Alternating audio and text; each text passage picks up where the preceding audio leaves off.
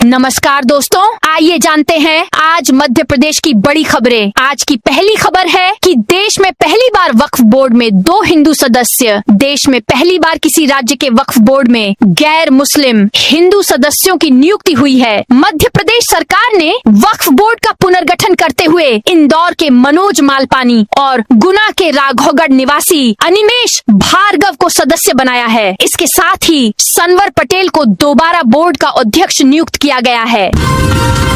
मध्य प्रदेश वक्फ board में गैर मुस्लिम सदस्यों की नियुक्ति पर मुस्लिम संगठन का विरोध। मध्य प्रदेश वक्फ बोर्ड में 2 गैर मुस्लिम सदस्यों को शामिल किए जाने के विरोध में सोमवार को राजधानी के बुधवारा चौराहे पर ऑल इंडिया मुस्लिम त्योहार कमेटी के पदाधिकारी और सदस्य प्रदर्शन के लिए सड़क पर उतर आए। प्रदर्शनकारियों ने सरकार से इस निर्णय को वापस लेने की मांग करते हुए कहा कि इससे मुस्लिम समाज की भावनाएं आहत हुई हैं। इंदौर में अब चलेंगी हाईटेक इलेक्ट्रिक बसें। केंद्र सरकार की पीएम ई बस सेवा योजना के तहत शनिवार से मध्य प्रदेश के आर्थिक शहर इंदौर में 10 हाईटेक इलेक्ट्रिक बसों का तकनीकी एवं व्यावसायिक ट्रायल शुरू कर दिया गया है। पहले चरण में इन बसों का संचालन I-14 रूट पर किया जा रहा है। ट्रायल सफल रहने के बाद चरणबद्ध तरीके से इनकी संख्या बढ़ाकर 150 की जाएगी। इंदौर को योजना के तहत देश में सर्वाधिक 150 इलेक्ट्रिक बसें आवंटित हुई हैं। रिटायर्ड जज गिरिबाला सिंह के घर में 25 लाख की जेवर चोरी की जांच करेगी एसआईटी बहू ट्विशा शर्मा की मौत से जुड़े मामले में पिछले 1 माह से सेंट्रल जेल में बंद रिटायर्ड जज गिरिबाला सिंह के कटारा हिल्स स्थित घर में बड़ी चोरी की वारदात सामने आई, जिसमें नकाबपोश बदमाशों ने सूने मकान में सेंध लगाकर करीब 25 लाख रुपए कीमत के डायमंड और सोने के जेवर पार कर दिए थे। चोरी के इस मामले में पुलिस ने अज्ञात आरोपियों के खिलाफ मामला दर्ज कर विशेष जांच दल एसआईटी का गठन किया है। पुलिस कोर्ट की अनुमति लेकर जेल पहुंची। रिटायर्ड जज से चोरी गए जेवरों की जानकारी भी ली। एमपी में फिर होगी बड़ी प्रशासनिक सर्जरी। मध्य प्रदेश में नए सिरे से प्रशासनिक जमावट की सुगबुगाहट तेज है। एसीएस, पीएस, सचिव और संभागायुक्त स्तर के अधिकारियों को इधर उधर किया जा सकता है। करीब 1 दर्जन वरिष्ठ अधिकारियों पर सरकार की नजर है। मुख्यमंत्री कार्यालय सीएमओ में भी नए सिरे से कुछ अधिकारियों को नया जिम्मा मिल सकता है। ये सभी बदलाव 31 अगस्त के पहले होने हैं। मुख्यमंत्री मोहन यादव की मंशा है कि जो अधिकारी जिन कामों में एक्सपर्ट है और जल्दी परिणाम दे सकते हैं उन्हें वहां लगाया जाए। कुछ अधिकारी इसी जुगाड़ में जुटे हैं। एमपी में यूसीसी का ड्राफ्ट तैयार। मध्य प्रदेश में लागू की जाने वाली समान नागरिक संहिता यूसीसी का ड्राफ्ट तैयार कर लिया गया है। इसे अंतिम रूप देने से पहले इसमें शामिल किए कुछ बिंदुओं पर अंतिम दौर की चर्चा की जा रही है। राज्य सरकार आदिवासियों की तरह यूसीसी से घुमंतु, अर्ध घुमंतु और घुमक्कड़ जाति के लोगों को भी बाहर कर सकती है। टीचर्स की वेतन वृद्धि पर इंदौर हाईकोर्ट का बड़ा फैसला। इंदौर हाईकोर्ट ने पीएचडी शिक्षकों को लेकर बड़ा फैसला सुनाया है। जस्टिस सुबोध अभ्यंकर और जस्टिस जयकुमार पिल्लई की युगल पीठ ने सरकार को झटका देते हुए लेक्चरर को पीएचडी डिग्री के आधार पर 3 अग्रिम वेतन वृद्धि देने के एकल पीठ के आदेश को बरकरार रखा है। कोर्ट ने आदेश में कहा कि जब सरकारी सेवा में आने से पहले पीएचडी में इनरोल हो चुका था तो सिर्फ पूर्व अनुमति नहीं लेने पर लाभ देने से वंचित नहीं रखा जा सकता।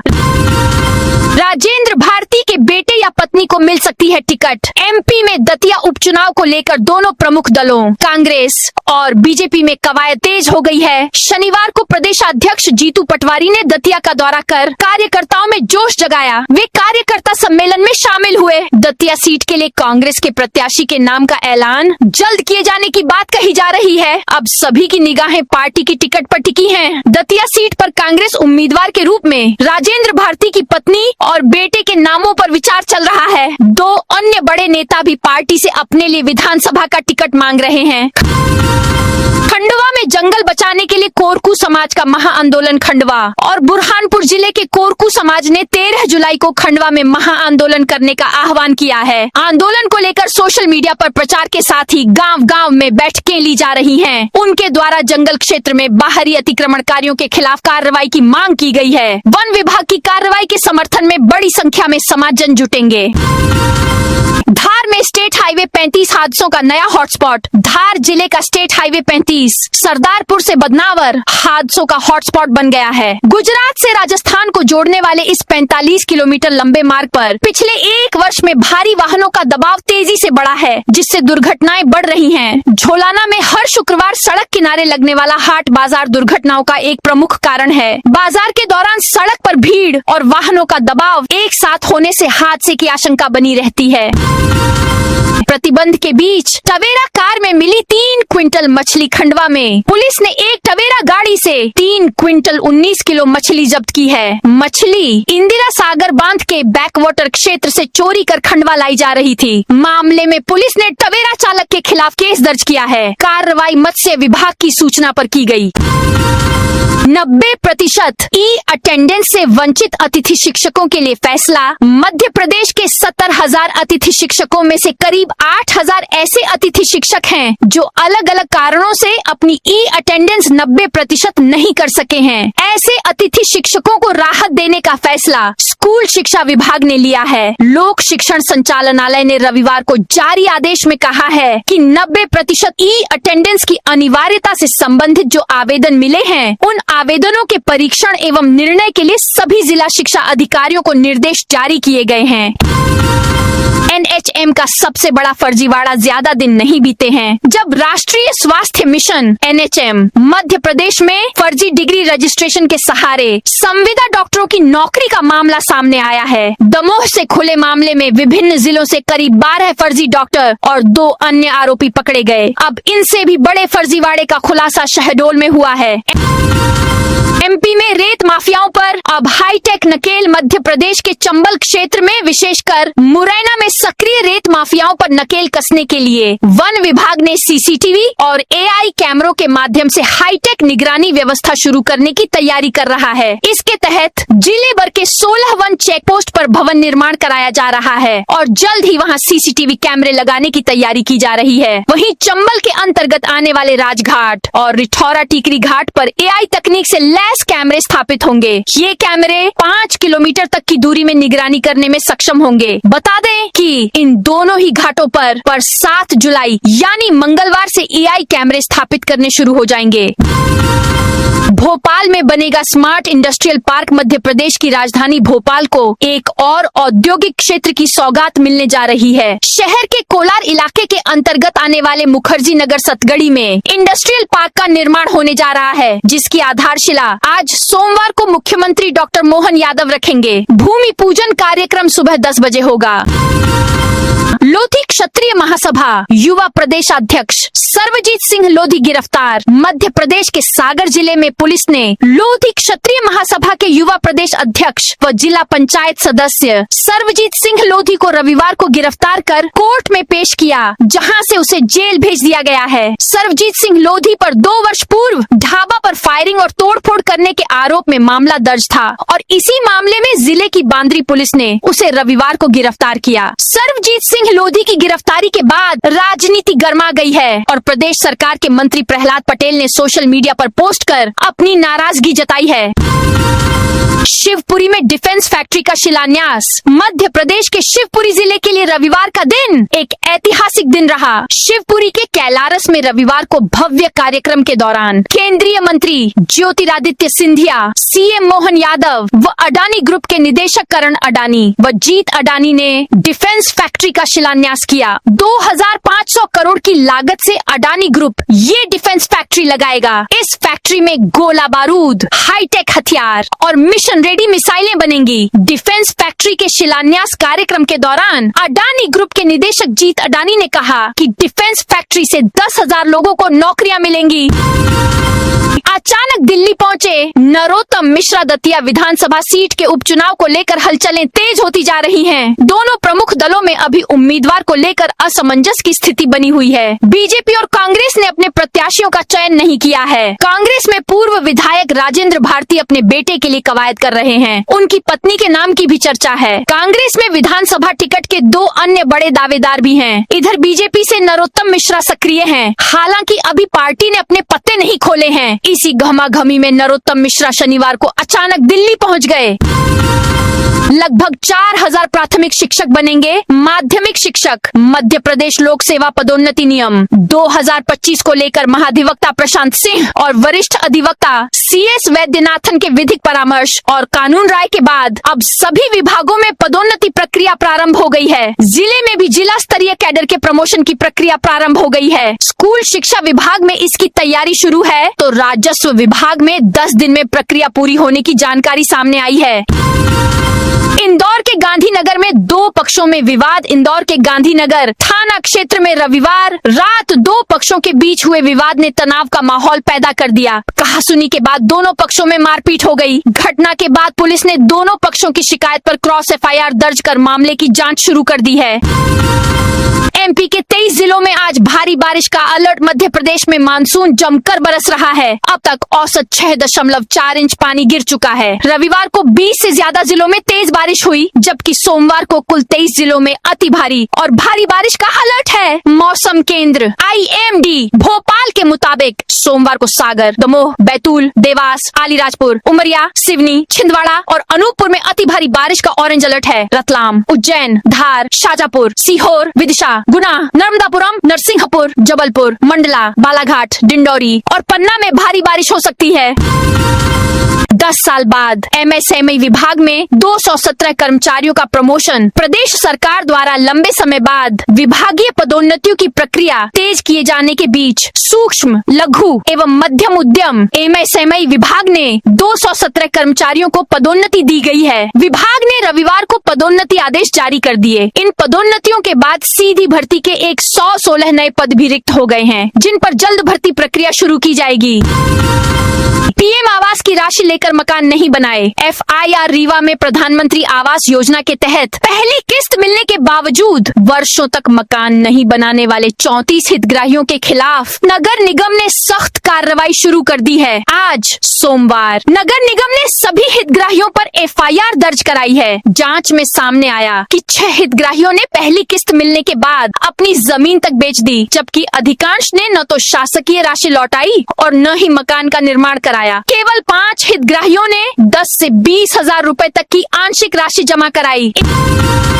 इंदौर के गांधीनगर में दो पक्षों में विवाद। इंदौर के गांधीनगर थाना क्षेत्र में रविवार रात दो पक्षों के बीच हुए विवाद ने तनाव का माहौल पैदा कर दिया। कहासुनी के बाद दोनों पक्षों में मारपीट हो गई। घटना के बाद पुलिस ने दोनों पक्षों की शिकायत पर क्रॉस FIR दर्ज कर मामले की जांच शुरू कर दी है। दतिया उपचुनाव 11 जुलाई को चंद्रशेखर आजाद की जनसभा। दतिया विधानसभा उपचुनाव की सरगर्मियों के बीच आजाद समाज पार्टी ने भी चुनावी मैदान में अपनी ताकत दिखानी शुरू कर दी है। पार्टी के प्रत्याशी दामोदर यादव ने दावा किया है कि इस बार दतिया की जनता भाजपा और कांग्रेस दोनों को नकारने का मन बना चुकी है और उपचुनाव में बड़ा राजनीतिक उलटफेर देखने को मिलेगा।